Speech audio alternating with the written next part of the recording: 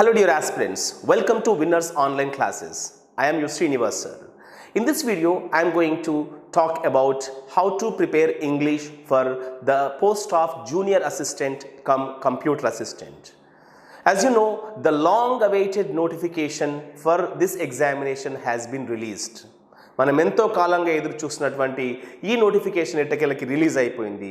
మీరందరూ కూడా సిలబస్ చూసే ఉంటారు. If you look at the syllabus of this particular examination, we have two phases. రెండు దశల్లో ఎగ్జామినేషన్ కండక్ట్ చేయబోతున్నారు. మనకు నోటిఫికేషన్ బట్టి తెలుస్తుంది. The first one is the screening test and the second one is the main examination. మీరందరూ కూడా syllabus కనుక గమనించినట్లయితే screening test and main examination వంటి ఈ రెండు దశల్లో కూడా ఇంగ్లీష్ అనేది చాలా ముఖ్యమైనటువంటి పాత్రని పోషించబోతుంది. అంటే మీ సక్సెస్లో ఇంగ్లీష్ అనేది ఒక ముఖ్యమైనటువంటి భాగంగా చెప్పుకోవచ్చు. ఇప్పుడు if you look at the screening test, English and Telugu రెండిటికి కలిపి 50 క్వశ్చన్స్ ఇవ్వబోతున్నారు. 50 మార్క్స్ ఉంది వెయిటేజ్. అంటే ఇంగ్లీష్కి 25 marks are allotted. And if you look at the main examination, the weightage of English is 75 questions. 75 questions. This is not a simple weightage. Okay? చాలా ఎక్కువగా weightage మనకి ఇంగ్లీష్కి ఇచ్చారు. అంటే పేపర్ 1 అండ్ పేపర్ 2 అంటే screening and మెయిన్స్లో కలిపి 100 marks are allotted for the general English part. మనకి ఈ ఎగ్జామినేషన్లో భాగంగా జనరల్ ఇంగ్లీష్ అనేటువంటి టైటిల్తో ఇంగ్లీష్ నుంచి క్వశ్చన్స్ అడగబోతున్నారు.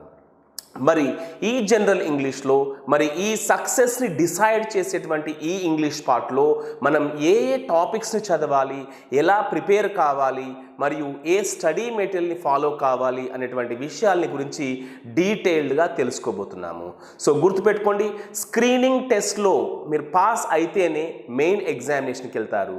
మరి ఆ స్క్రీనింగ్ టెస్ట్లో మీరు పాస్ కావాలి అంటే డెఫినెట్గా ఇంగ్లీష్ అనేది ఒక డిసైడింగ్ ఫ్యాక్టర్గా మనం చెప్పుకోవచ్చు.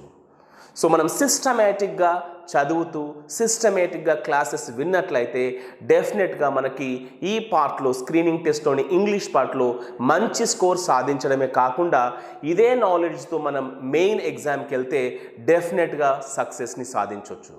సో మరి ఈ ఇంగ్లీష్ పార్ట్లో ఏ టాపిక్స్ ఉన్నాయి, వాటిని ఎలా చదవాలి, ఏ స్టడీ మెటీరియల్ని ఫాలో కావాలి, క్వశ్చన్స్ ఎలా అడిగే అవకాశం ఉంది, ఈ విషయాల్ని గురించి మనం ఇప్పుడు డీటెయిల్డ్గా డిస్కస్ చేద్దాం.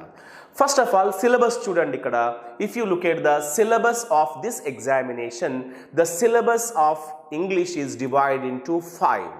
స్క్రీనింగ్లో మరియు మెయిన్లో రెండు ఎగ్జామినేషన్స్లో కూడా 5 టాపిక్స్ని మెన్షన్ చేయడం జరిగింది. 5 broad areas are prescribed for the 2 phases of the English part. The first one is the reading comprehension. Reading comprehension ఇది చాలాసార్లు చాలా ఎగ్జామినేషన్స్లో కామన్గా అడగబడేటువంటి ప్రశ్న. కానీ చాలామంది స్టూడెంట్స్ ఏం చేస్తుంటారంటే ఇందులో నుంచి టైం స్పెండ్ చేయలేక, ఈ క్వశ్చన్ పైన ఎక్కువ టైం స్పెండ్ చేయలేక వదిలేయడం లేదా ఊరికే క్వశ్చన్స్ చదువుతూ ఆన్సర్ చేయడం చేస్తుంటారు. బట్ రిమెంబర్, ఇందులో నుంచి సుమారుగా 5 క్వశ్చన్స్ అడిగేటువంటి అవకాశం ఉంది స్క్రీనింగ్లో. కాబట్టి మీరు ప్యాసేజ్ని ఎలా చదవాలి, దాని క్రింద ఉన్నటువంటి ఆన్సర్స్ని ఎలా ప్రాపర్గా సాల్వ్ చేయాలో నేను ఎక్స్ప్లెయిన్ చేస్తాను. జాగ్రత్తగా వినండి, ప్రాక్టీస్ చేసుకోండి. The second one is the usage and idioms. Idioms is a very important topic. మనం తెలుగులో జాతీయాలు అంటాము. మరి ఈ idioms అనేటువంటి టాపిక్కి ఎలా ప్రిపేర్ కావాలి, ఎలాంటి idioms-ని మనం నేర్చుకోవాల్సి ఉంటుందో కూడా డిస్కస్ చేస్తాం మనం. And third one is vocabulary and punctuation. మనందరికీ తెలుసు, చాలాసార్లు కాంపిటేటివ్ ఎగ్జామినేషన్స్లో ఇంగ్లీష్ పార్ట్లో ఉండే వొకాబులరీని దాన్ని మనం నెగ్లెక్ట్ చేయడం లేదా కొన్నిసార్లు వదిలేయడం చేస్తుంటాము. కానీ గుర్తుపెట్టుకోండి, మనం సిస్టమేటిక్గా మనం నేర్చుకున్నట్లయితే వొకాబులరీ అనేటువంటి పదాలని కూడా, వొకాబులరీ అనేటువంటి ప్రశ్నల్ని కూడా చాలా సింపుల్గా ఆన్సర్ చేయొచ్చు. ఇక వొకాబులరీతో పాటుగా దీంట్లోనే పంక్చువేషన్ మార్క్స్ అనేది కూడా ఇవ్వడం జరిగింది. That is also very important from this examination point of view. The fourth one is the logical rearrangement of sentences. అంటే డిజార్డర్లో జంబుల్డ్గా ఇచ్చినటువంటి సెంటెన్సెస్ని మనం మీనింగ్ఫుల్గా అరేంజ్ చేయాల్సి ఉంటుంది. సో దీనిపైన కూడా 3-4 క్వశ్చన్స్ ఇవ్వడానికి అవకాశం ఉంటుంది. And the last one and the most important one is grammar. ఈ 5 విభాగాల్లో ఎక్కువగా ప్రశ్నలు వచ్చేటువంటి అవకాశం మనకి గ్రామర్ నుండే ఉంటుంది. 25 మార్కుల్లో 5 మార్కులు రీడింగ్ కాంప్రిహెన్షన్ నుండి, అలాగే యూసేజ్ అండ్ ఇడియమ్స్ నుండి 2 మార్కులు 2 క్వశ్చన్స్ అడగడానికి అవకాశం ఉంది. యూసేజ్ అండ్ ఇడియమ్స్ నుండి 2 క్వశ్చన్స్, వొకాబులరీ నుంచి 3 to 4 క్వశ్చన్స్, 3 నుండి 4 క్వశ్చన్స్ వొకాబులరీ పైన, పంక్చువేషన్ నుండి 1 లేదా 2 క్వశ్చన్స్, అలాగే this logical rearrangement of sentences పైన 1 లేదా 2 క్వశ్చన్స్. ఇక మిగిలిన క్వశ్చన్స్ అన్నీ కూడా గ్రామర్ నుండి అడగడానికి అవకాశం ఉంటుంది. సుమారుగా మనం 10 నుండి 15 క్వశ్చన్స్ మనం ఈ గ్రామర్ అనేటువంటి టాపిక్ నుండి ఎక్స్పెక్ట్ చేయొచ్చు. సో మొత్తానికి చూసినట్లయితే ఈ 5 టాపిక్స్లో అన్నీ ముఖ్యమైనవైనప్పటికీ కూడా ఎక్కువగా వెయిటేజ్ ఉండేటువంటిది గ్రామర్ అని చెప్పుకోవచ్చు. సో మరి గ్రామర్లో భాగంగా మనం ఏ టాపిక్స్ని ఎలా చదవాలో కూడా ఇప్పుడు డిస్కస్ చేద్దాం. సో ఈ 5 టాపిక్స్ని చాలా డీటెయిల్డ్గా కవర్ చేస్తూ మన విన్నర్స్ పబ్లికేషన్, మీకు అందరికీ తెలుసు 2 తెలుగు రాష్ట్రాలలో స్టాండర్డ్ ప్రామాణికమైనటువంటి పుస్తకాలను తీసుకొచ్చి యాస్పిరెంట్స్కి ఫేవరబుల్గా ఉంటూ వాళ్ళకు ఎగ్జామినేషన్లో ఎంతో ఫేవర్ చేస్తూ ప్రిపరేషన్లో ఉండేటువంటి విన్నర్స్ పబ్లికేషన్ ఇప్పుడు ఈ 5 టాపిక్స్ కవర్ చేస్తూ ఇంగ్లీష్ అండ్ తెలుగు మెటీరియల్ని తీసుకురావడం జరిగింది. ముఖ్యంగా తెలుగు మీడియం యాస్పిరెంట్స్ని దృష్టిలో పెట్టుకొని వాళ్ళకి ఈజీగా ఎలా అర్థమవుతుంది, ఈజీగా అర్థం కావాలంటే ఏ స్ట్రాటజీస్తో ముందుకు రావాలో ఆ బుక్లో మనం డీటెయిల్గా ఇవ్వడం జరిగింది. ఇక ఈసారి ఇన్నోవేటివ్గా ఏం చేశాము, ప్రతి టాపిక్ సంబంధించి కూడా క్యూఆర్ కోడ్ ఇచ్చాము. సో మీ మొబైల్ ఫోన్తో ఆ క్యూఆర్ కోడ్ని స్కాన్ చేయగానే యూట్యూబ్లో ఆ టాపిక్ సంబంధించిన వీడియో ఓపెన్ అవుతుంది. ఆ వీడియో చూస్తూ మీరు ఆ టాపిక్ సంబంధించి ఏం చదవాలి, క్వశ్చన్స్ ఎలా అడగబోతున్నారో కూడా మీరు వీడియోలో డీటెయిల్గా తెలుసుకోవచ్చు. So book it is also providing you with the videos. Okay, so let us see the first one. How to prepare for reading comprehension. ఎగ్జామినేషన్లో సుమారుగా 5 వరకు క్వశ్చన్స్ మనకి రీడింగ్ కాంప్రిహెన్షన్ నుంచి అడగడానికి అవకాశం ఉంది. మరి ఈ రీడింగ్ కాంప్రిహెన్షన్కి మనం ఎలా ప్రిపేర్ కావాలి, ఏ రకమైనటువంటి ప్యాసేజెస్ని ఎగ్జామినేషన్లో ఇస్తున్నాడు అనేది ఇప్పుడు చూద్దాం. If you look at the competitive examinations, reading passage అనేవి సుమారుగా ఈ థీమ్స్ నుంచి వెళ్ళి, ఈ కాన్సెప్ట్స్ నుంచి వెళ్ళి ఎక్కువగా అడగడం జరుగుతుంది.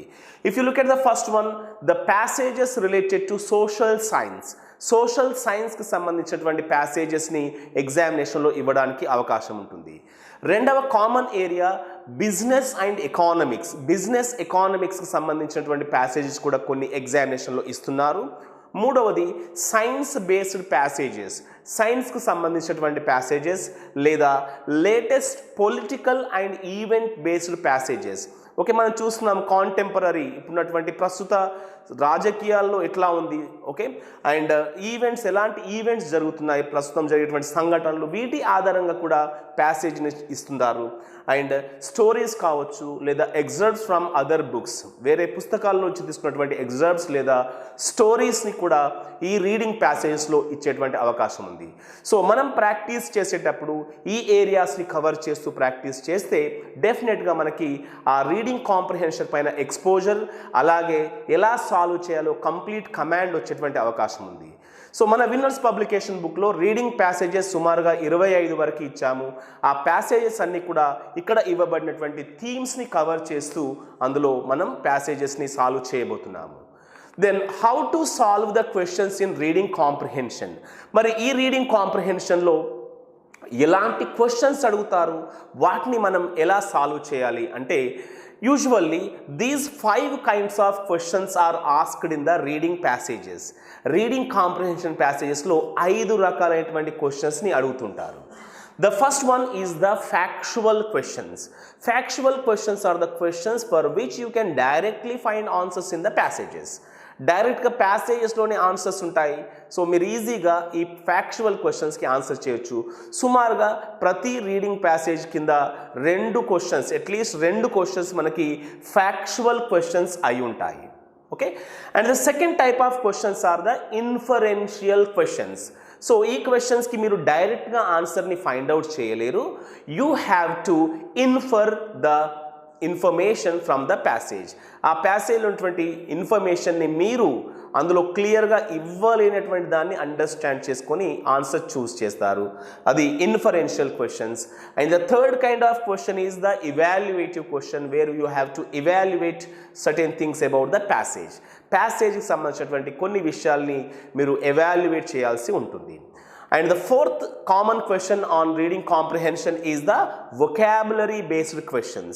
Passage లో ఇచ్చినటువంటి ఒక వర్డ్ కి మీనింగ్ ఏంటి, ప్యాసేజ్ లో ఇచ్చినటువంటి ఒక ఫ్రేజల్ వర్బ్ కి మీనింగ్ ఏంటి, లేదా ఒక వర్డ్ కి ఆపోజిట్ వర్డ్ ఏంటి, ఇలాంటి వొకాబులరీ బేస్డ్ క్వశ్చన్స్ కూడా మనకి రీడింగ్ కాంప్రిహెన్షన్ లో భాగంగా అడుగుతూ ఉంటాడు. ఇక ఇవే కాకుండా what is the summary of the passage, what is the theme of the passage, what does the passage talk about, passage దేని గురించి తెలియజేస్తుంది, ఇలాంటి క్వశ్చన్స్ అన్నీ కూడా మెయిన్ పాయింట్స్ లేదా సెంట్రల్ ఐడియా పైన కూడా ప్యాసేజెస్ వస్తుంటాయి. సో మన విన్నర్స్ బుక్లో ఏం చేసామంటే రీడింగ్ ప్యాసేజ్ కింద ఈ క్వశ్చన్స్ అన్నిటిని కవర్ చేస్తూ రీడింగ్ ప్యాసేజెస్ని ఇవ్వడం జరిగింది. అంటే మీకు ఈ రీడింగ్ కాంప్రిహెన్షన్ పైన ఒక థరో ఎక్స్పోజర్, థరో కమాండ్ని ఈ ప్యాసేజెస్, ఈ బుక్లో ఉన్నటువంటి క్వశ్చన్స్ మీకు అందిస్తాయి.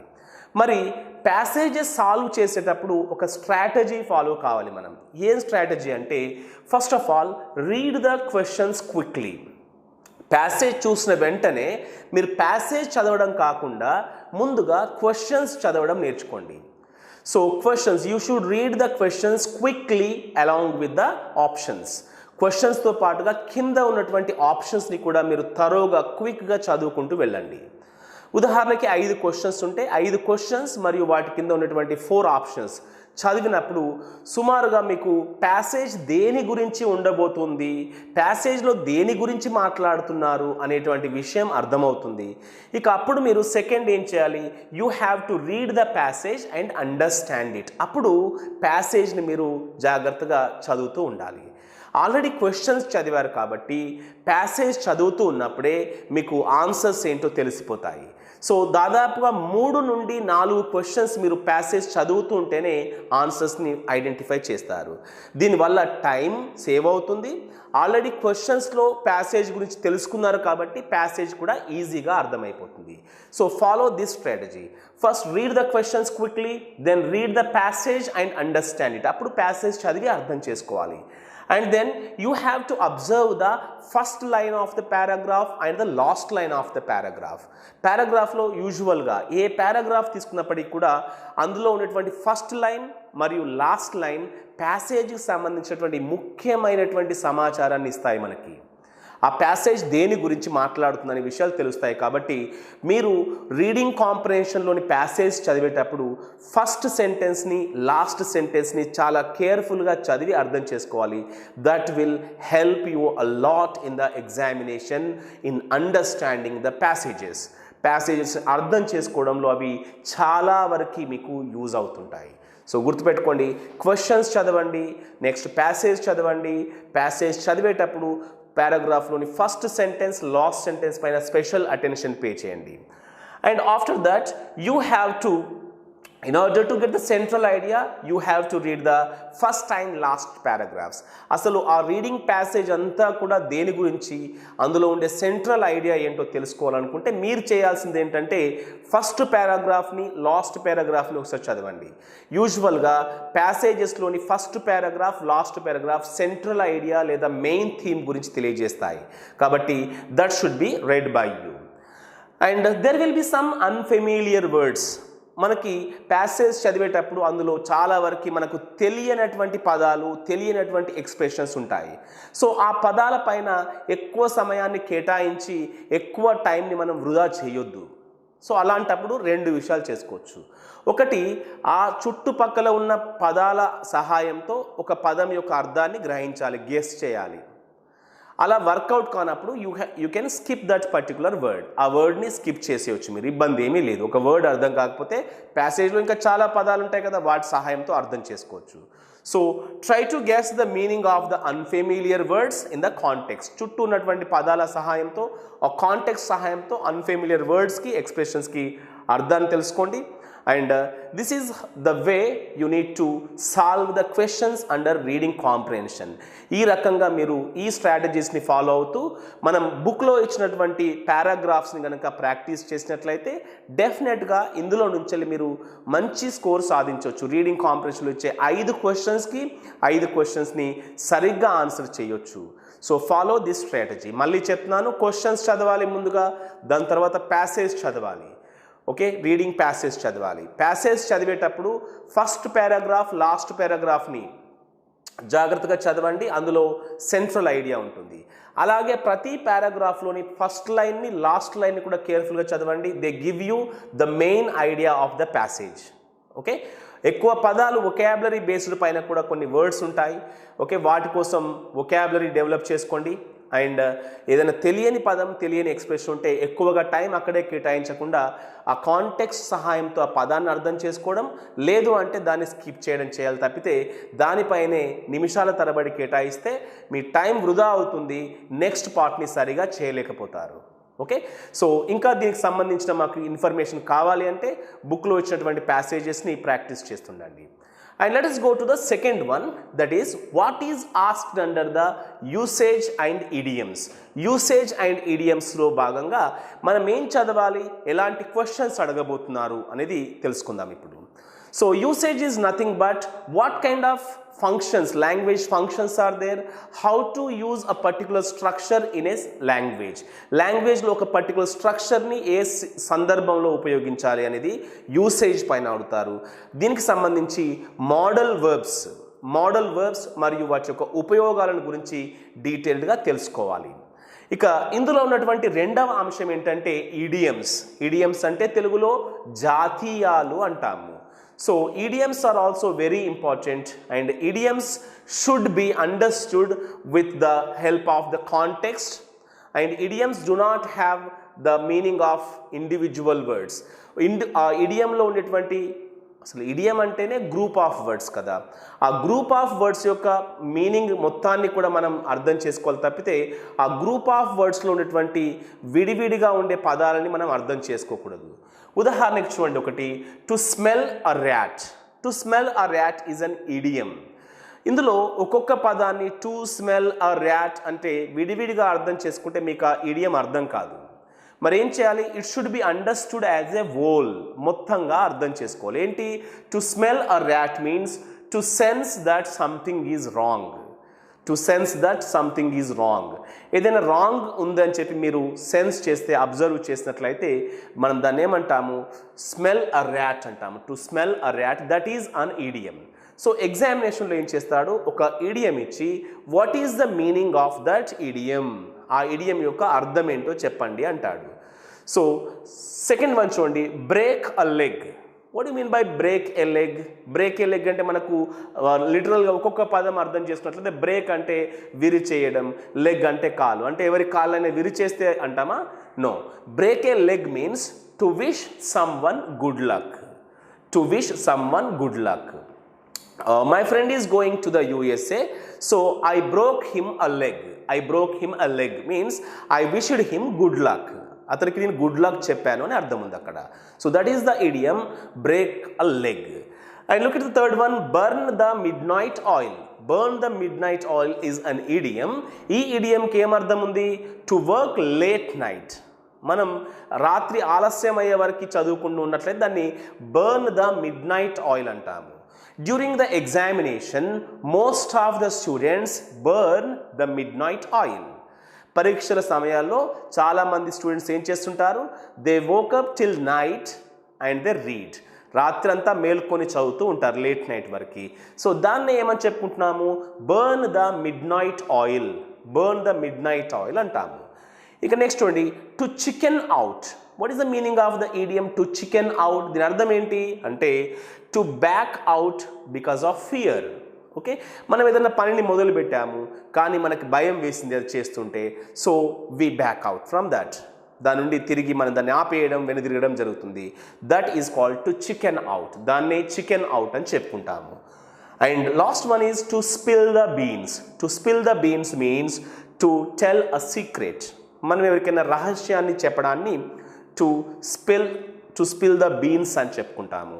So this is the way we need to prepare the idioms. ఎట్లా ప్రిపేర్ కావాలండి ఈడియమ్స్కి అంటే this one best method to prepare for the idioms. What is that? Take one particular theme. ఒక థీమ్ తీసుకోవాలి మనం. ఆ థీమ్కి రిలేటెడ్ ఉన్నటువంటి ఈడియమ్స్ అన్నిటినీ కూడా చదువుకుంటూ వెళ్ళాలి. For example, idioms related to the body parts, idioms related to colours, idioms related to animals, idioms related to things. ఇట్లా ఒక థీమ్ తీసుకొని ఆ థీమ్కి సంబంధించినటువంటి పదాలన్నింటినీ కూడా మనం నేర్చుకున్నట్లయితే ఈడియమ్స్ని చాలా ఎఫిషియెంట్గా ఆన్సర్ చేయొచ్చు.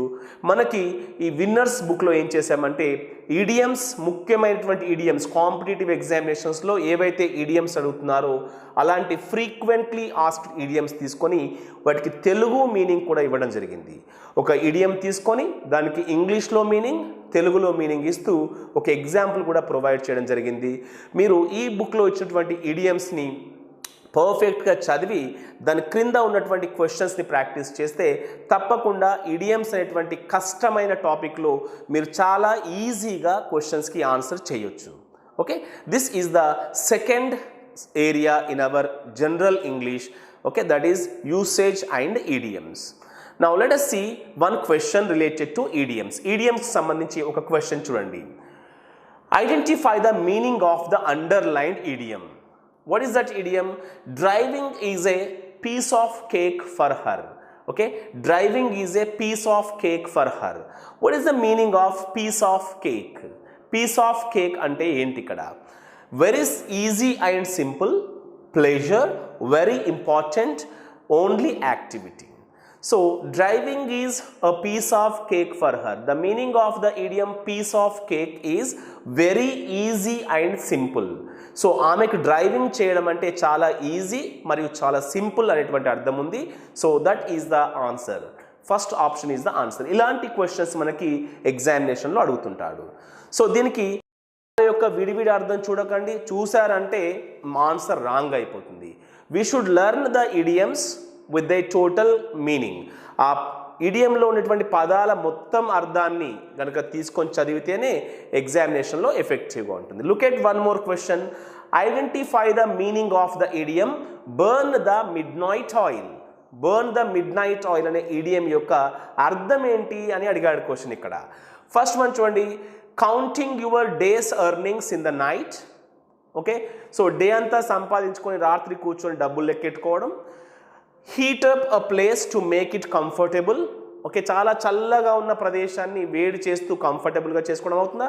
So first option is incorrect, second is also incorrect. Stay awake and work or study late in to the night. This is the correct answer.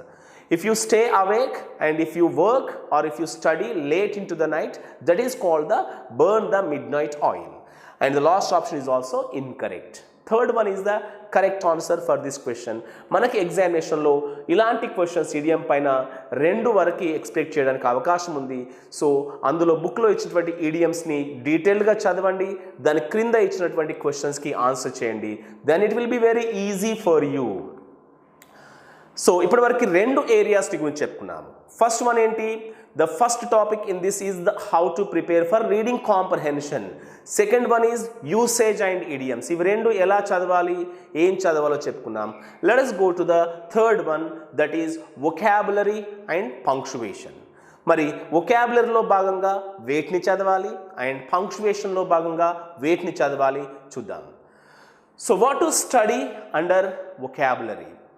Under vocabulary, you need to study 4 areas. 4 అంశాలను మీరు చదవాలి ఇక్కడ. First one is synonyms, second one is antonyms, third one is the phrasal verbs, and the fourth one is the one word substitutions. These are the 4 areas that you need to cover under this segment vocabulary. Vocabulary లో భాగంగా ఈ 4 అంశాలను చదవండి. So ఈ వొకాబులరీని ఈజీగా చేయడం కొరకి మనం 2 విషయాలు చెప్పుకున్నాం, 2 విషయాలు చేసాం బుక్లో. ఒకటి, టెక్స్ట్ బుక్లో ఏవైతే 10th క్లాస్ వరకు ఉన్నటువంటి టెక్స్ట్ బుక్స్లో ఏవైతే పదాలు ఉన్నాయో వాటి యొక్క అర్థాలు, 10th క్లాస్ వరకు ఏవైతే యాంటనిమ్స్ ఉన్నాయో, ఆపోజిట్ వర్డ్స్ ఉన్నాయో ఆ పదాలని, 10th క్లాస్ వరకు ఉన్నటువంటి వన్ వర్డ్ సబ్స్టిట్యూషన్స్ని అన్నిటినీ కూడా మన మెటీరియల్లో సిస్టమేటిక్గా ఇవ్వడం జరిగింది. సో విత్ తెలుగు మీనింగ్తో సహా ఇచ్చాం కాబట్టి వొకాబులరీ అంటే కొన్ని లక్షల్లో ఉంటాయి పదాలు. మరి ఆ లక్షల్లో ఉండేటువంటి పదాలని వేటిని చదవాలి, వేటిని వదిలేయాలి అనే దానికి చాలా కన్ఫ్యూజన్ ఉంటుంది. సో అందు గురించి సింపుల్గా మనం 10th క్లాస్ వరకు ఉన్నటువంటి టెక్స్ట్ బుక్స్లోని synonyms, antonyms, phrasal verbs and one word సబ్స్టిట్యూషన్స్ని చదివితే చాలా వరకు క్వశ్చన్స్ని ఆన్సర్ చేయొచ్చు. సో ఈ టెక్స్ట్ బుక్స్లో ఉన్నటువంటి వొకాబులరీతో పాటుగా మనం ఏం చేసామంటే మనకి ఇంతకు ముందు జరిగినటువంటి కాంపిటేటివ్ ఎగ్జామినేషన్స్లో ఏదైతే వొకాబులరీ ఇవ్వబడిందో దాన్ని బేస్ చేసుకొని కూడా పదాలను ఇందులో ఇంక్లూడ్ చేశాము. కాబట్టి ఇక మీదట మీకు వొకాబులరీ అంటే ఎలాంటి భయం అక్కర్లేదు. మనం బుక్లో ఇచ్చినటువంటి వొకాబులరీ టాపిక్స్ ఏవైతే ఉన్నాయో వాటిని థరోగా చదవండి, తర్వాత ఆ క్వశ్చన్స్ని ప్రాక్టీస్ చేయండి. Okay, you will get a lot of confidence that you will do answers for the questions under vocabulary. ఇప్పుడు మనం ఒక్కో ఏరియాని ఎలా చదవాలో చూద్దాం. The first one is the antonym. ముందుగా మనం యాంటనిమ్ అంటే ఏంటో చూద్దాం. We all know that an antonym is a word which is opposite in meaning to another word. మరొక పదానికి ఆపోజిట్ అర్థాన్ని కలిగి ఉండేటువంటి పదాన్ని మనం యాంటనిమ్ అని చెప్పుకుంటాం. సింపుల్గా antonym is equal to an opposite word, వ్యతిరేక పదము. ఇక్కడ చూడండి కొన్ని కామన్గా ఇచ్చాను.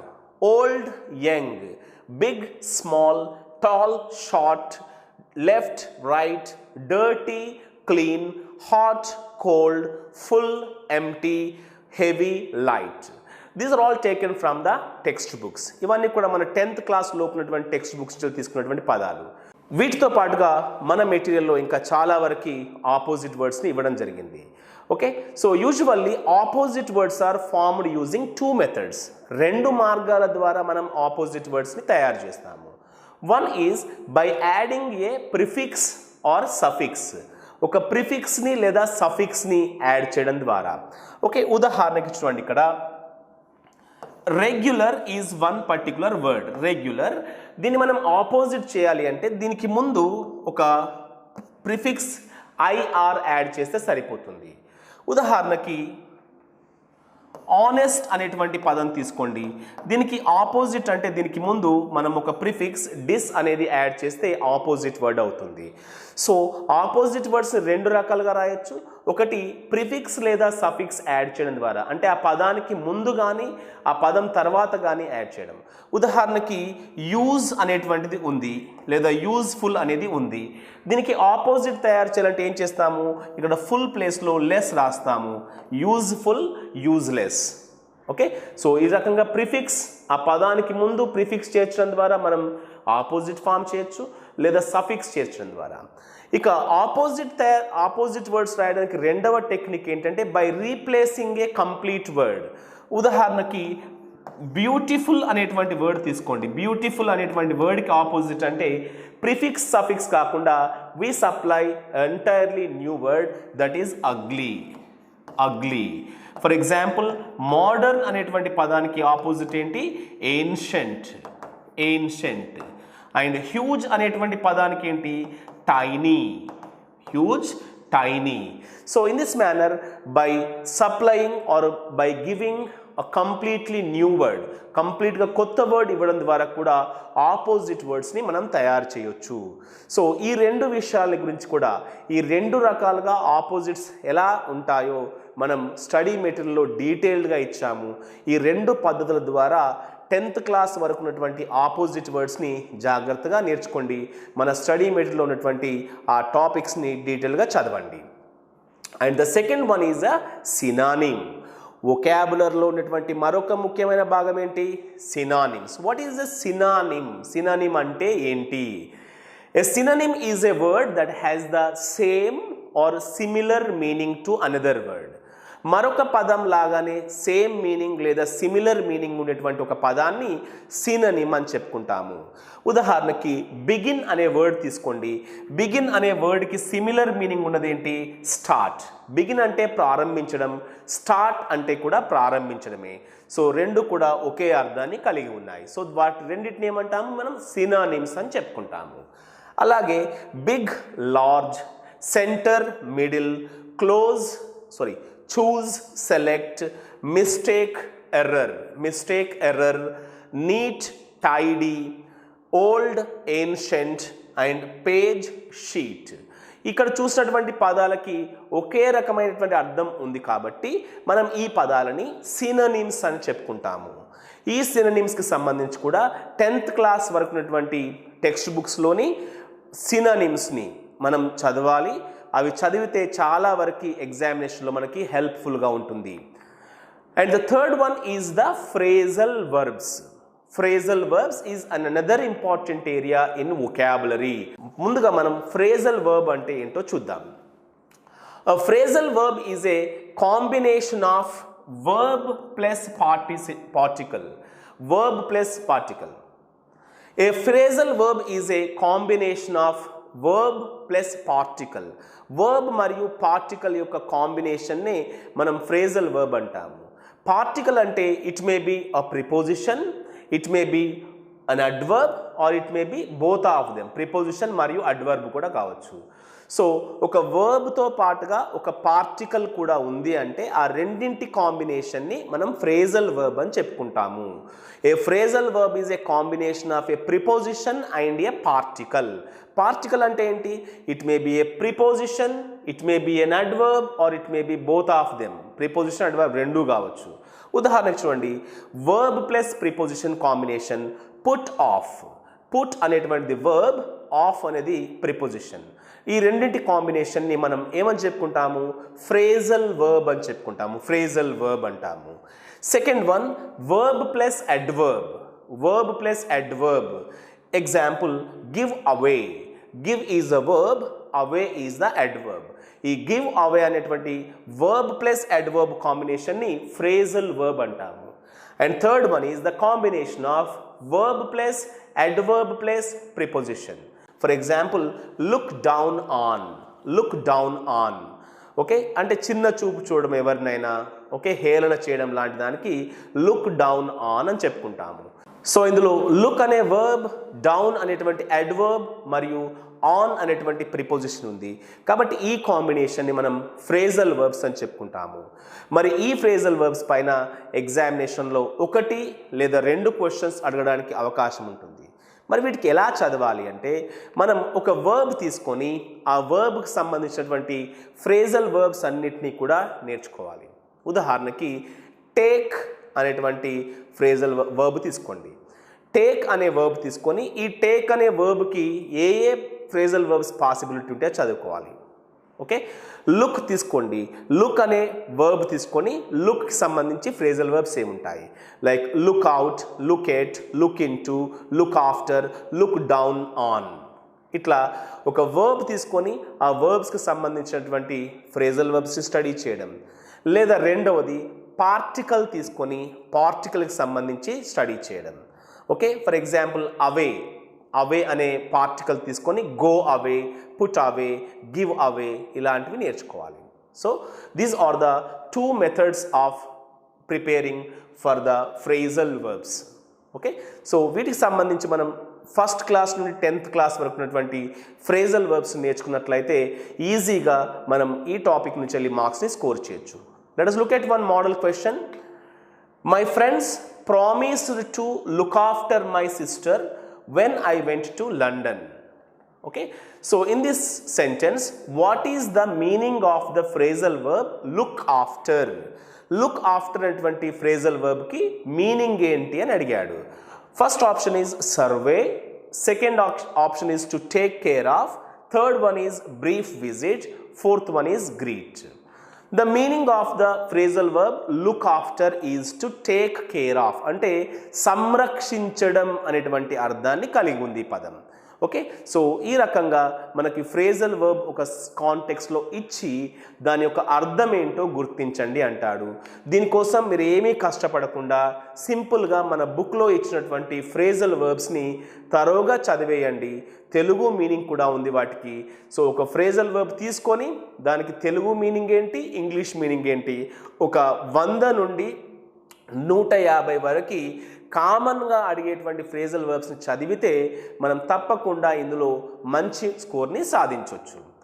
ఇక వొకాబులరీలో ఉన్నటువంటి చివరి టాపిక్ ఏంటంటే one word substitutions. One word substitutions is the next topic.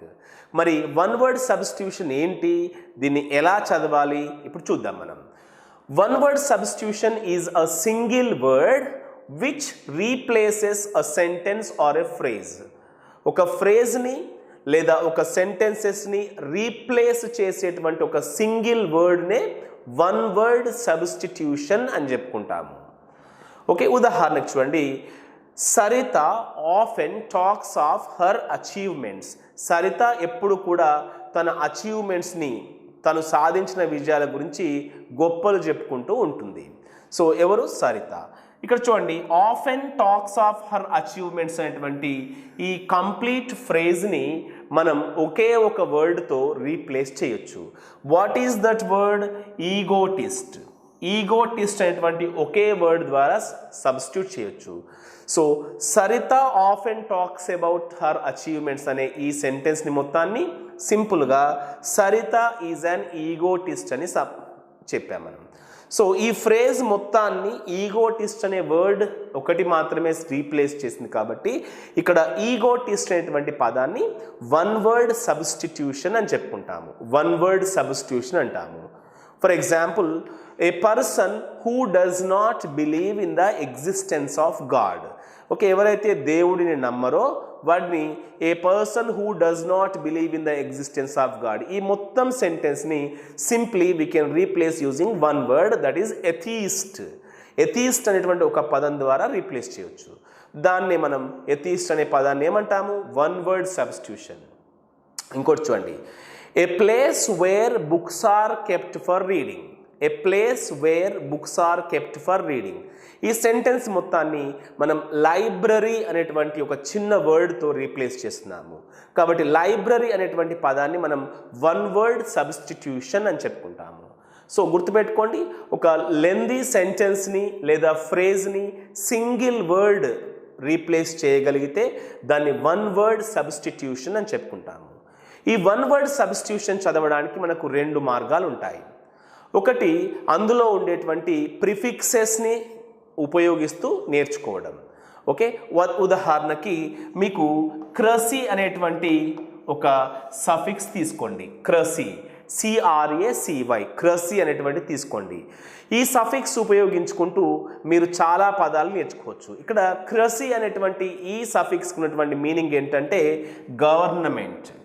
Okay, government అనేటువంటి మీనింగ్ ఉంటుంది. అంటే CRACY, క్రసి అనేటువంటిది ఎక్కడైతే వస్తుందో అది గవర్నమెంట్కి రిలేటెడ్గా ఉండేటువంటి వర్డ్.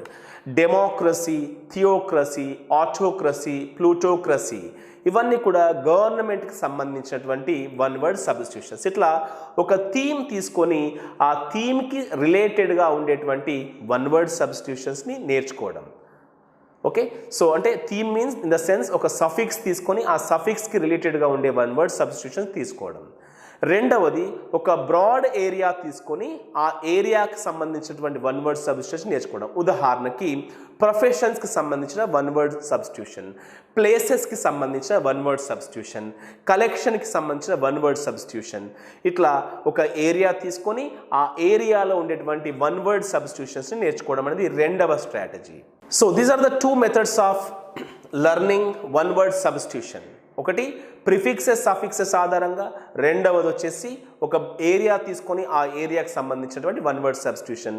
మనం ఈ వన్ వర్డ్ సబ్స్టిట్యూషన్స్ ఒక 150 నుండి 200 వరకు నేర్చుకుంటే దాదాపుగా ఎగ్జామినేషన్లో ఆన్సర్స్ చేయొచ్చు. సో వీటికి సంబంధించి థీమ్ వైజ్గా నేను మన బుక్లో వన్ వర్డ్ సబ్స్టిట్యూషన్స్ తెలుగు మీనింగ్తో సహా ఇవ్వడం జరిగింది. వాటిని నేర్చుకోండి. వాటి కింద ఉన్నటువంటి క్వశ్చన్స్, ప్రీవియస్ క్వశ్చన్స్ ఇచ్చాను. ఆ ప్రీవియస్ క్వశ్చన్స్ని ప్రాక్టీస్ చేయండి. That will be very useful to you in the upcoming examination. So these are the 4 areas of the vocabulary. ఇవి వొకాబులరీలో ఉన్నటువంటి 4 ఏరియాస్. ఇక ఇదే సెగ్మెంట్లో వొకాబులరీతో పాటుగా పంక్చువేషన్ అనేటువంటి టాపిక్ కూడా ఉంది. So you know the punctuation marks. Punctuation marks అంటే మీకు బాగా తెలుసు. They are nothing but the full stop, comma, colon, semicolon, question mark, exclamation mark, apostrophe. So these are all some of the punctuation marks. ఈ punctuation మార్క్స్ని ఏ ఏ సందర్భాల్లో ఉపయోగిస్తాము, మరియు capitalisation అంటే ఎప్పుడు క్యాపిటల్ లెటర్స్ని వాడాలి అనేటువంటి ఈ రెండు అంశాలను నేర్చుకున్నట్లయితే మీరు ఎగ్జామ్లో అడగబోయేటువంటి ఒక లేదా రెండు ప్రశ్నలకి మీరు ఆన్సర్ చేయొచ్చు. ఓకే, సాధారణంగా దీనిపైన క్వశ్చన్స్ ఎలా ఇస్తాడు అంటే ఒక సెంటెన్స్ తీసుకొని ఓకే పంక్చువేట్ దిస్ సెంటెన్స్ ప్రాపర్లీ, ఈ సెంటెన్స్ని సరైన విధంగా పంక్చువేట్ చేయండి అంటాడు. లేదంటే identify the sentence with correct punctuation అని, లేదా identify the sentence with incorrect punctuation అంటే సరైన పంక్చువేషన్ ఉన్న సెంటెన్స్ని ఎన్నుకోండి, లేదా సరైన పంక్చువేషన్ లేనటువంటి సెంటెన్స్ని ఎంపిక చేసుకోండి అనే క్వశ్చన్స్ మనకు అడుగుతుంటాడు. మరి దీనికి ఆన్సర్ చేయాలంటే ఇక్కడ మీకు స్క్రీన్ పైన కనిపించేటువంటి ఈ పంక్చువేషన్ మార్క్స్ అన్నిటినీ ఏ ఏ సందర్భాల్లో ఉపయోగిస్తామో నేర్చుకుంటూనే క్యాపిటలైజేషన్ అంటే క్యాపిటల్ లెటర్స్ని ఎక్కడ వాడాలో తెలుసుకోవాలి. ఈ రెండు విషయాలను తెలుసుకోండి.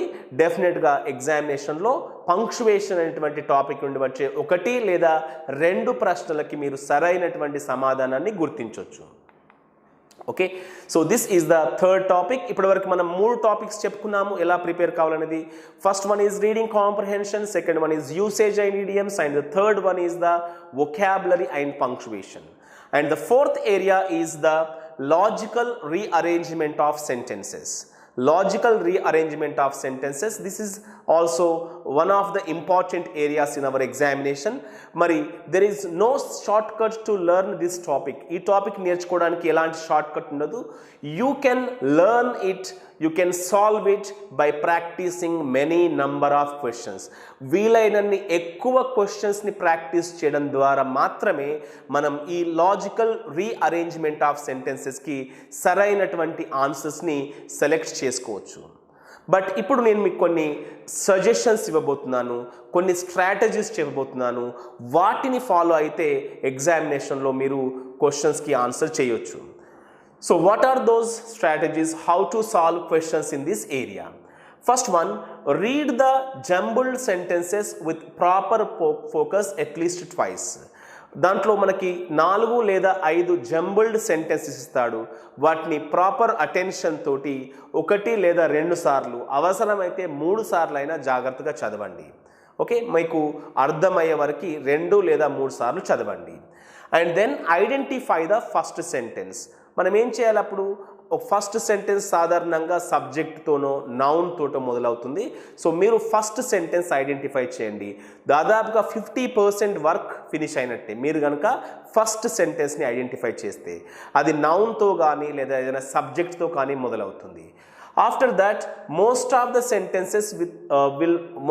sentences in the rearrangement will start with a fact or a problem or an idea or a narration or even a quotation.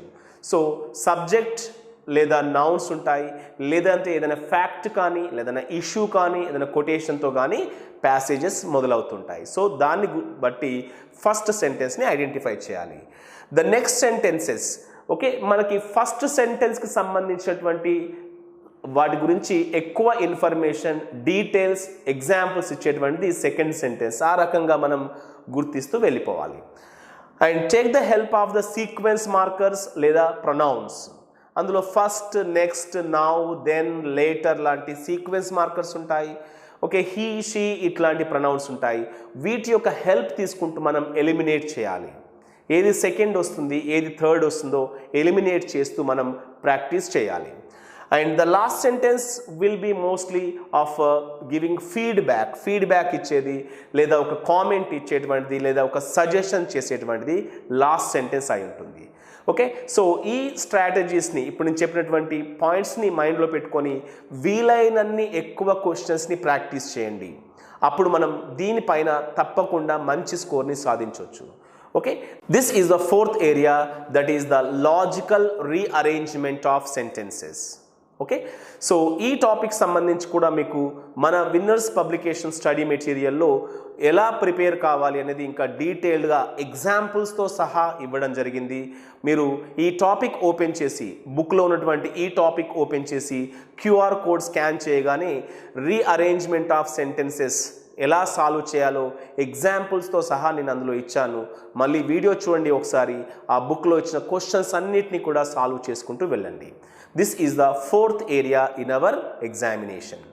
And the last one is grammar. I have already told you that many number of questions are going to be asked from grammar only. ఈ ఎగ్జామినేషన్లో English పార్ట్లో ఎక్కువ questions మనకి grammar నుంచెల్లే ఇస్తుంటాడు. సుమారుగా మనం 10 పైననే 10 కంటే ఎక్కువ క్వశ్చన్స్ గ్రామర్ నుంచి ఇస్తాడు. కాబట్టి మరి ఈ గ్రామర్లో ఎలాంటి టాపిక్స్ని చదవాలి, మనకు ఎలా ప్రిపేర్ కావాలి చూద్దాం. The very important area and the first area is articles. Articles అనేటువంటి ఈ టాపిక్లో భాగంగా ఏ, అండ్, ద అనే ఆర్టికల్స్ని ఎక్కడ ఉపయోగించాలో నేర్చుకుంటూనే ఎక్కడ ఉపయోగించకూడదో కూడా ఒమిషన్ ఆఫ్ ద ఆర్టికల్స్ అనే టాపిక్లో మనం నేర్చుకోవాలి. సో ఆర్టికల్స్ని ఎక్కడ ఉపయోగించాలి, ఏ, అండ్, ద అని, మరియు వీటిని ఎక్కడ ఉపయోగించకూడదు అనేటువంటి 2 విషయాలపైన డీటెయిల్గా స్టడీ చేస్తే మనం ఈ క్వశ్చన్స్కి ఆన్సర్ చేయొచ్చు. Look at one question.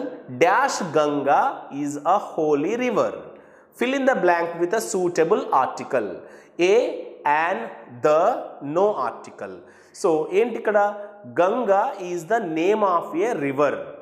Name of a river, ఒక నది పేరు కాబట్టి ఆ నదుల యొక్క పేర్లకి ముందు ఆర్టికల్ ద యూస్ చేస్తాము. The Ganga is a holy river.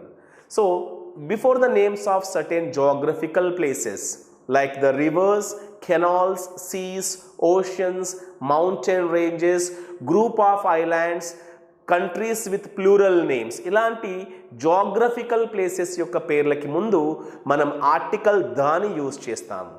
Okay, so ఇక్కడ కూడా the Ganga is a holy river. చాలాసార్లు ఎగ్జామినేషన్లో ఒమిషన్ ఆఫ్ ద ఆర్టికల్స్ పైన ఎక్కువ క్వశ్చన్స్ అడుగుతుంటారు. ఒమిషన్ ఆఫ్ ద ఆర్టికల్స్ని ఏ ఏ సందర్భాలలో వాడకూడదు అనేది. For example, I am going by dash car. I am going by dash car. So ఇక్కడ బై కార్ అవుతుందా, by A car, by the car, ఏంటి ఆన్సర్ అంటాడు. సో ఇలాంటి ఎక్స్ప్రెషన్స్కి ముందు బై కార్ అనేటువంటి ఈ ఎక్స్ప్రెషన్లో ఆర్టికల్స్ మనం ఉపయోగించము. By car is the correct answer. No article is required in this blank. So ఈ రకంగా ఆర్టికల్స్ అనే టాపిక్ని ప్రిపేర్ అవ్వండి. The second important area in the 5th topic that is grammar is the prepositions. Prepositions అనేది 2వ ముఖ్యమైనటువంటి area. ప్రిపోజిషన్స్లో భాగంగా simple prepositions, compound prepositions, phrase prepositions, participle prepositions అనేటువంటి ఈ 4 ప్రిపోజిషన్స్ని చదవాలి మనం. ఈ 4 ప్రిపోజిషన్స్ చదువుతూనే వర్డ్స్ ఫాలోడ్ బై ప్రిపోజిషన్స్ అనే టాపిక్ని నేర్చుకోవాలి. అంటే కొన్ని పదాల తర్వాత ఫిక్స్డ్గా కొన్ని ప్రిపోజిషన్స్ వస్తుంటాయి, అవి ఏంటో నేర్చుకోవాలి మనం. సో 4 టైప్స్ ఆఫ్ ప్రిపోజిషన్స్ని నేర్చుకుంటూనే వర్డ్స్ ఫాలోడ్ బై ప్రిపోజిషన్స్ని నేర్చుకున్నట్లయితే ఇందులో అడగబోయేటువంటి ఒక ప్రశ్నకి మనం సరైనటువంటి ఆన్సర్ని గుర్తించవచ్చు. ఉదాహరణకు చూడండి, Vinod is afraid dash dogs. ఇందులో ఎఫ్రైడ్ అనేటువంటి అడ్జెక్టివ్ తర్వాత ఎప్పుడు ఒకటే ప్రిపోజిషన్ వస్తుంది. ఏంటా preposition? That is of. Vinod is afraid of dogs. Afraid అనే అడ్జెక్టివ్ తర్వాత ఆఫ్ అనేటువంటి ప్రిపోజిషన్ మాత్రమే వస్తుంది కాబట్టి దీన్ని వర్డ్ ఫాలోడ్ బై ప్రిపోజిషన్స్ అని చెప్పుకుంటాము. మనం ఈ ప్రిపోజిషన్స్ పైన simple, compound, phrase and participle prepositions అలాగే వర్డ్స్ ఫాలోడ్ బై ప్రిపోజిషన్స్ పైన చాలా డీటెయిల్డ్గా మరియు తెలుగులో క్లియర్ నోట్స్ ఇవ్వడం జరిగింది. ఆ 4 ప్రిపోజిషన్స్ చదువుతూనే ఈ టాపిక్ని వర్డ్స్ ఫాలోడ్ బై ప్రిపోజిషన్స్ని బాగా బైహర్ట్ చేయండి. ఎగ్జామినేషన్లో తప్పకుండా మీరు సరైనటువంటి ఆన్సర్ని సెలెక్ట్ చేసుకుంటారు. Okay, the third one in this grammar is the subject verb agreement. అంటే ఏ సబ్జెక్ట్కి ఏ రకమైనటువంటి వర్బ్ని ఉపయోగించాలి అనేది మనకు ఒక 12 రూల్స్ ఉంటాయి. సబ్జెక్ట్ వర్బ్ అగ్రిమెంట్లో ఒక 12 రూల్స్ వరకు ఉంటాయి. అవి నేర్చుకున్నట్లయితే దీనిపైన మంచి కమాండ్ వస్తుంది మీకు. ఉదాహరణకు చూడండి, neither she Nar I. Neither she Nar I dash invited. ఇందులో 2 సబ్జెక్ట్స్ ఉన్నాయి. ఒకటి హీ అనేటువంటి సబ్జెక్ట్, రెండవది ఐ అనేటువంటి సబ్జెక్ట్. మరి ఇక్కడ మనం నీదర్ హీ నార్ ఐ అనేటువంటి దీని తర్వాత verb is, am are were, ఏ వర్బ్ని యూజ్ చేయాలి అనేది క్వశ్చన్. రెండు సబ్జెక్ట్స్ని ఈదర్ ఆర్ కానీ నీదర్ నార్ కానీ కలిపినట్లయితే we should choose the verb which is nearer to the subject, second subject. Okay, మనం సెకండ్ సబ్జెక్ట్ ఏది ఉందో దానికి సూటబుల్గా ఉండే వర్బ్ని తీసుకుంటాము. సో సెకండ్ సబ్జెక్ట్ ఐ కాబట్టి okay, am is the correct one. So neither nor అనేటువంటి కంజంక్షన్ కనుక రెండు సబ్జెక్టులను కలిపితే మనం దేన్ని తీసుకోవాలి? వర్బ్కి దగ్గరలో ఉండే సబ్జెక్ట్ ప్రకారం రాయాలి. వర్బ్కు దగ్గరలో ఏముంది? ఐ. సో ఐ యామ్ అనేది ఇక్కడ సూటబుల్ ఆన్సర్ అవుతుంది. Second option is the correct one. So ఇలాంటివి ఒక 12 పాయింట్స్ ఉంటాయి సబ్జెక్ట్ వర్బ్ అగ్రిమెంట్లో. 12 రూల్స్ ఉంటాయి. ఆ 12 రూల్స్ కనుక మనం నేర్చుకున్నట్లయితే దీంట్లో నుండి అడగబోయేటువంటి ఒక ప్రశ్నకి సరైనటువంటి ఆన్సర్ రాయొచ్చు. And the next one is the fourth topic here is the parts of speech. Parts of speech అనగానే మన అందరికీ తెలుసు, ఏం చేస్తాం మనం? ఒక డెఫినేషన్ నేర్చుకుంటాము. కానీ డెఫినేషన్ నేర్చుకోవడం కాదు, పార్ట్స్ ఆఫ్ స్పీచ్ అనేటువంటి noun, pronoun, adjective, verb, adverb, preposition, conjunction and interjection, ఈ పార్ట్స్ ఆఫ్ స్పీచ్ సంబంధించి డీటెయిల్డ్ ఇన్ఫర్మేషన్ని తెలుసుకోవాలి. ఏ రకంగా అంటే ఉదాహరణకి నౌన్ తీసుకున్నప్పుడు what is a noun? Noun అంటే ఏంటి అసలు? What are the types of nouns? నౌన్స్లో ఎన్ని టైప్స్ ఉన్నాయి? What are the singular and plural nouns? ఏ సింగులర్ నౌన్కి ప్లూరల్ నౌన్ ఉంటుంది? And what is the gender of nouns? Okay, మస్క్యులిన్ gender, feminine gender, neuter gender, common gender, genders ఏంటి? And the correct use of nouns, ఏ నౌన్ని కరెక్ట్గా ఎలా use చేయాలి? And clues to identify the nouns, నౌన్స్ని identify చేయడానికి ఎలాంటి క్లూస్ ఉంటాయి? అలాగే formation of the possessive case, possession కలిగి ఉండటానికి గురించి తెలపడానికి పొసెసివ్ కేస్ని ఎలా ఫామ్ చేయాలి నౌన్స్లో. సో ఇలా ఒక నౌన్ తీసుకున్నప్పుడు ఈ రకంగా అన్ని ఏరియాస్ని మనం కవర్ చేస్తూ చదివితే నౌన్స్ పైన ఎలాంటి క్వశ్చన్ వచ్చినా ఆన్సర్ చేయొచ్చు. ఇదే విధంగా మనం వర్బ్ని, ప్రొనౌన్ని, అడ్జెక్టివ్ని, అడ్వర్బ్ని అన్నిటినీ కూడా డీటెయిల్డ్గా చదువుతూ ఉంటే పార్ట్స్ ఆఫ్ స్పీచ్ పైన ఇవ్వబోయేటువంటి ప్రశ్నలకి సరైనటువంటి సమాధానాలని రాస్తాం మనం. ఇక ఏం నేర్చుకోవాలి మనం పార్ట్స్ ఆఫ్ స్పీచ్ పైన అంటే the following things are to be learned, like meaning and identification. ఒక పార్ట్ ఆఫ్ స్పీచ్కి ఏ మీనింగ్ ఉంది, దాని ఎగ్జామినేషన్లో ఎలా ఐడెంటిఫై చేయాలి, and what are the different types of the parts of speech, ఆ పార్ట్స్ ఆఫ్ స్పీచ్లో ఉండేటువంటి టైప్స్ ఏంటి, అలాగే ఐడెంటిఫికేషన్, వాటిని ఎలా గుర్తించాలి, and clues to identify the parts of speech, ఆ పార్ట్స్ ఆఫ్ స్పీచ్ని ఐడెంటిఫై చేయాలంటే ఎలాంటి క్లూస్ ఉన్నాయి, కరెక్ట్ యూసేజ్, ఆ పార్ట్స్ ఆఫ్ స్పీచ్ని ఎలా కరెక్ట్గా యూజ్ చేయాలి, అలాగే ఒక పార్ట్ ఆఫ్ స్పీచ్ని మరొక పార్ట్ ఆఫ్ స్పీచ్లోకి ఎలా మార్చగలుగుతాము. So these things are to be focused in mind. So these things are to be kept in mind while preparing for the parts of speech. Parts of speech ki prepare అయ్యే ముంగట మనం ఈ పాయింట్స్ని మైండ్లో పెట్టుకొని చదివితే డెఫినెట్గా మంచి బెనిఫిట్ ఉంటుంది. So this is the fourth area in grammar, that is the parts of speech. And the fifth one is tenses. You know how important this topic is from the examination point of view. మరి ఈ tenses పైన నుంచి 12 tenses ఉంటాయి కదా, 12 టెన్సెస్లో form of the verb, ఒక్కో టెన్స్లో ఏ వర్బ్ ఫామ్ యూజ్ చేస్తున్నాము, what is the use of that particular tense, ఆ టెన్స్ని ఏ ఏ సందర్భాలలో ఉపయోగించాలి, and clues to identify that tense, ఆ టెన్స్లో వచ్చేటువంటి క్లూ వర్డ్స్ ఏంటి, sequence of the tenses, okay ఏ టెన్స్ తర్వాత మరి ఏ టెన్స్ రావాలి, simple present simple future combination, present continuous simple past combination, past perfect and simple past combination, simple present versus future continuous combination, ఇట్లా sequences of the sentence ఎట్లా ఉంటాయి, and structure of it's time అనే స్ట్రక్చర్ని ఎట్లా ఉపయోగించుకోవాలి, and if లేదా I wish అనేటువంటి స్ట్రక్చర్ని ఎట్లా ఉపయోగించుకోవాలి. These things are to be covered under the topic called tenses. టెన్సెస్లో భాగంగా మనం ఈ ఏరియాస్ని ఫోకస్ చేస్తూ చదవాల్సి ఉంటుంది. This is the biggest topic, fifth one tenses. And sixth one is the kinds of sentences. 4 రకాల సెంటెన్సెస్ ఉన్నాయి, declarative sentence, imperative sentence, interrogative sentence and exclamatory sentences. So ఇందులో భాగంగా ఆ సెంటెన్సెస్ని గుర్తించడం నేర్చుకోవాలి. The next one is subject verb agreement. So far we have discussed this thing. And the eighth one is the question tags. ఇచ్చినటువంటి statement కి question tag ఎలా రాయాలో నేర్చుకోవాలి. And degrees of comparison, positive degree, comparative degree, superlative degree. ఈ డిగ్రీస్ని గుర్తిస్తూనే ఒక డిగ్రీని మరొక డిగ్రీలోకి transformation ఎలా చేస్తారో, ఓకే 5 మోడల్స్ ఉంటాయి మనకి. ఆ 5 మోడల్స్ని మనం ఈ టాపిక్లో భాగంగా నేర్చుకోవాల్సి ఉంటుంది. And then how to change an active voice into passive voice. ఒక యాక్టివ్ వాయిస్ని ప్యాసివ్ వాయిస్లోకి ఎలా మార్చుకోవాలి, అండ్ డైరెక్ట్ని ఇండైరెక్ట్ స్పీచ్లోకి ఎట్లా మార్చుకోవాలి. వెరీ కామన్గా అడిగేటువంటి టాపిక్స్ ఇవి. Transformation of sentences, that is nothing but the simple sentence, compound and complex sentences. ఒక సింపుల్ సెంటెన్స్ని లేదా కాంప్లెక్స్ కాంపౌండ్ సెంటెన్స్ని గుర్తించడం, లేదా ఒక సెంటెన్స్ని మరొక సెంటెన్స్లోకి ట్రాన్స్ఫర్మేషన్ చేయడం, దట్ ఈస్ ఆల్సో ఇంపార్టెంట్. దీనిపైన కూడా మనం ఒక క్వశ్చన్ ఎక్స్పెక్ట్ చేయడానికి అవకాశం ఉంది. And the 13th topic is common errors. ఒకాబులరీకి సంబంధించి లేదా గ్రామర్కి సంబంధించినటువంటి ఒక సెంటెన్స్ ఇచ్చి అందులో ఎర్రర్స్ ఉంటాయి.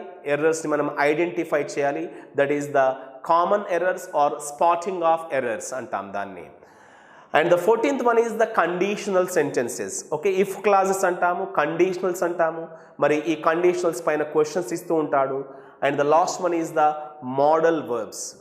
మోడల్ వర్బ్స్ మరియు వాటికి ఉన్నటువంటి ఫంక్షన్స్, వాటికి ఉన్నటువంటి విధులు, ఉపయోగాలు ఏంటో కూడా మనం డీటెయిల్గా తెలుసుకోవాలి. ఏది పర్మిషన్ కొరకు వాడతాము, పర్మిషన్ కొరకు ఎలాంటి మోడల్ వర్బ్ వాడాలి, రిక్వెస్ట్కి ఎట్లా వాడుకోవాలి, సజెషన్కి ఎట్లా వాడుకోవాలి, ఇవన్నీ కూడా modal verbs and there functions. ఇవన్నీ విషయాల్ని చాలా డీటెయిల్డ్గా తెలుగులో, ఎందుకంటే చాలామంది తెలుగు మీడియం యాస్పిరెంట్స్ ఇంగ్లీష్ అనగానే భయపడతారు కాబట్టి వాళ్ళందరినీ దృష్టిలో పెట్టుకొని తెలుగులో చాలా డీటెయిల్డ్గా మనం టాపిక్ వైజ్ నోట్స్ ఇస్తూనే ఆ టాపిక్ కింద ప్రతి టాపిక్ కింద మనం క్వశ్చన్స్ ఇచ్చాము. ఓకే, మరి ఎగ్జామినేషన్ అనేది ఎస్ఎస్సి స్టాండర్డ్ అన్నాడు కాబట్టి మనం విన్నర్స్ పబ్లికేషన్ బుక్లో ఏం చేసామంటే 4th క్లాస్ నుండి 10th క్లాస్ వరకు ఉన్నటువంటి అన్ని గ్రామర్ టాపిక్స్ని కూడా ఒక స్పెషల్ ప్లేస్లో ఇచ్చాము. అంటే టెక్స్ట్ బుక్స్లో ఉన్నటువంటి అన్ని క్వశ్చన్స్కి కవర్ చేస్తూ మనం నోట్స్ని డిజైన్ చేసుకోవడం జరిగింది. ఇక వీటితో పాటుగా మోడల్ పేపర్స్ కూడా ఉన్నాయి.